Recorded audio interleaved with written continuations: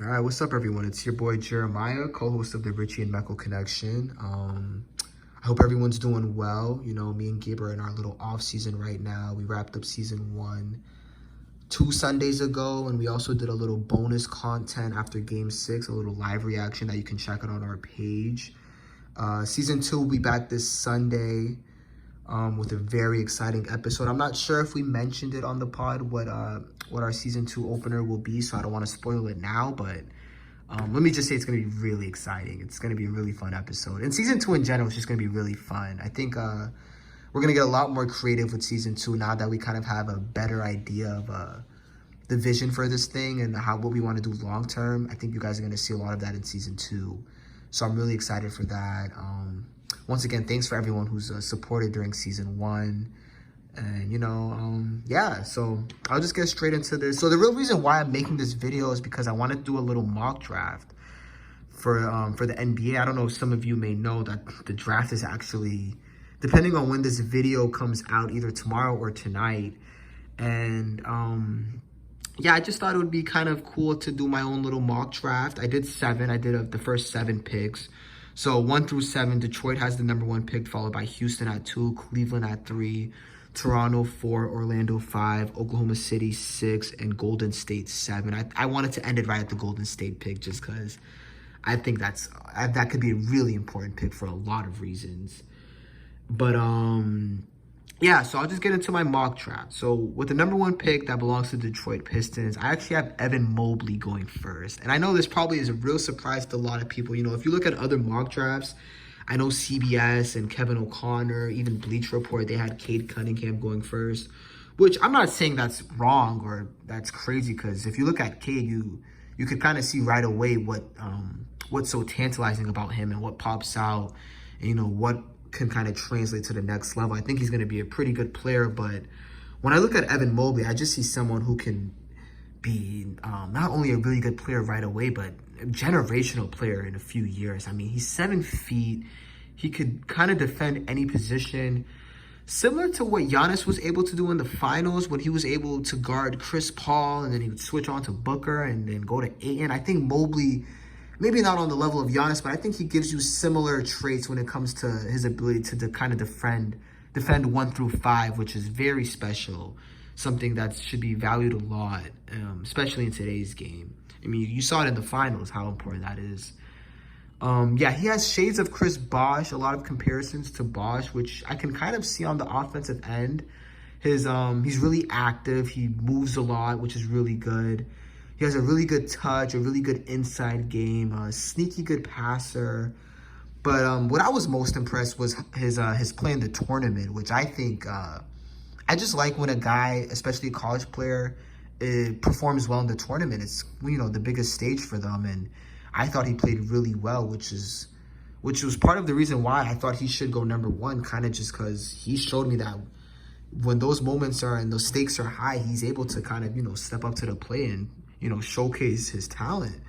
So yeah, I have Detroit taking Evan Mobley number 1. So I have a few highlights from Mobley's his tournament highlights this past year that I kind of want you guys to look at. And I wanted to specifically focus on plays that I think can translate into the next level. I think when you look at college players, it's really hard because a lot of times, you know, they're playing against such inferior competition. But the tournament, of course, that's not the case. You're usually playing against some of the best kids, if not some of the best teams. And I thought Mobley was really impressive. They made a pretty deep run. I think they made it to the Elite 8. I want to say they lost to Oregon. I'm not too sure about that. But I do remember being really impressed with him while watching it in real time. And looking back now while I was prepping for this mock draft, I was honestly even more impressed with what he showed during the tournament. So here, this was I think this was the first round. Yeah, this was first round against Drake. Shout out Drizzy. But yeah, so let's see what Mobley kind of does here. Let's watch what we got. So here we have him defending, and then yeah, again, this is what I really like about him. He's just so disciplined. You kind of see him. He doesn't really bite too much on the pump fake. He keeps his hands up. He stays vertical, which is really, at that age, that's pretty impressive. A lot of times guys just fall for the pump fake so easily. You see it all the time in the league. But you see him stay vertical here, and you could just see his length too. The 7 foot 6 wingspan that he has with that 7 feet height. I mean, special stuff. Look at him. He just stays, again, another block. Back-to-back blocks. You know, it's just special stuff that this kid displays on the defensive end. But what I like about Mobley, it's not just defense with him. Here he is on offense, and this is what I like. Moving without the ball. He tries to get it initially, doesn't get it, cuts immediately, sees that there's a lot of, you know, this is just high IQ stuff. He sees that there's a lot of open court here. He's like, you know what, I'm kind of just the best athlete on the floor. Let me take advantage of this. You see him spin off, good pass by the player, good catch, good hands, finish, and one. That's just good stuff right there, man. That's stuff that can translate into the league. Being able to move without the ball at 7 feet. Let me turn the volume down. I just think that's really important. Let's see what else he has. Let's kind of skip. All right, here he is in the pick and roll. A lot of pick and roll, I'm sure. He's going to be using a lot of pick and roll in the NBA here. He sets a pretty good screen. Good timing on the release. Good catch. Not even a good pass, but his ability to catch is just really special. And then again, around the basket, he just has to touch. Easy buckets right there. Again, this is in the tournament, man. I mean, I think this is really impressive. And when you combine the size at 7 feet, he has a little bit of a skinny frame, but I think he's gonna definitely gain some weight. That's just gonna happen in the league. You know, these players are gonna gain weight. Here he's again on defense. You know, just ability to kind of just read that defender's drive and just time the block perfectly. Get that out of here. Here he is on offense again. This is what I like a lot. Here we go. The pass, the movement without the ball. It's just his ability to move without the ball and not just be the stationary player. I think it's going to be really helpful for him going into the league. I think this is this guy's just a special player. And then here he is. I think this is now when you see him do this, it's like, okay. Now it's like what is his ceiling? Because here he is, like, it looks like it's a design play for him. He gets the pick and then he just immediately attacks. He has the size. He's just way bigger than a lot of these guys. And with him being 7 feet tall, that's going to be the case in the league too. He's just going to have so much height over a lot of the defenders that he goes against. And then he's able to put the ball on the floor, take long strides, body control. He takes the contact, finishes, and one. This is the stuff you see from Mobley. It's like, oh, okay, this is special. This is special stuff. Again, just ability right there to finish, put the ball on the floor at 7 feet. You know, if he's able to really polish his offensive game, and if he's able to do that on a consistent basis at the next level, you know, we're looking at a real, like, potential All-NBA guy, I think. Here he goes off the alley-oop. He kind of looks like Chris Bosh on that play, rocking the number 4, too. Shout out Toronto. But, yeah, I mean, this kid is just good, man. I think he's just going to be a special player. Here he is again. It's the defense with him that I really love. He fights hard, gets a deflection, forces a turnover. This is against number 3 Kansas in the tournament. He was really impressive in this game. They ended up winning this game, and a lot of it had to do with him. Again, I just like when guys perform well in the tournament. Here he goes, patience, goes up, easy dunk. You know, I love when dudes are just like, when they know they got it and they just go for it. I love that. Here he goes on the low block. And that's the stuff where it's like, you see this and you just get so excited. Look at the touch. Special kid, man. He's 7 feet. He's only going to get bigger. He's only going to get stronger. He has all the tools you want in a big man. And it's just, I don't know. I don't know how this guy can't go number 1. I mean, I can see it because, what's his name? Cade Cunningham is good in his own right, but I don't know. Mobley's a handful, man. I think he's going to be really special. So, yeah, I have him going to Detroit. With the number 2 pick, I have Cade Cunningham going to the Houston Rockets. And Houston, kind of a team, you know, they traded Harden. They didn't get too much back, but this is kind of the prize when you trade Harden. You're really bad. You lose a bunch of games. You get the number 2 pick. And this is what you hope for when you get out of this Harden situation, is to hopefully find another generational talent. Not saying Cade is Harden, but he definitely has, he has his own glimpses of a potential All-NBA guy. I think Mobley and Cade are the 2 guys in this draft that can be, like, possible MVP candidates, you know, real good careers going forward. I think those 2 guys definitely have the most upside. So, yeah, Cade, this was his game against Texas. The thing with Cade is he actually didn't play too well in the tournament, and I was a little disappointed in that. I don't like when guys are good during the regular season and aren't as good in the tournament, because it's like, was the moment too big for you? You know, can that be something that could be a problem in the league? Especially if, you know, I don't know, if you're going to be in big games. I guess Cade won't be going to Houston, but I don't know. I didn't really like the fact that he didn't really show up in the tournament as much as people expected him to. But that's not to say that this guy is just offensively, he's just a supreme talent. He can score at all three levels. He has the jump shot. He's really strong, underrated strength. You'll see some of that in this highlight. He can just kind of just have people bounce off him and still be able to finish, which is really impressive. He gets to the line a lot, which is going to translate a lot to the next level. A decent playmaker. They have him as a point guard. I don't think he's as good of a playmaker as people have been making him out to be. Like, I don't think he's this Luka type, you know, where he can just facilitate a whole offense. I think he's more so of a score first, but he can make the right pass if need be. But yeah, I think this was his game against Texas. It was a regular season game that he had.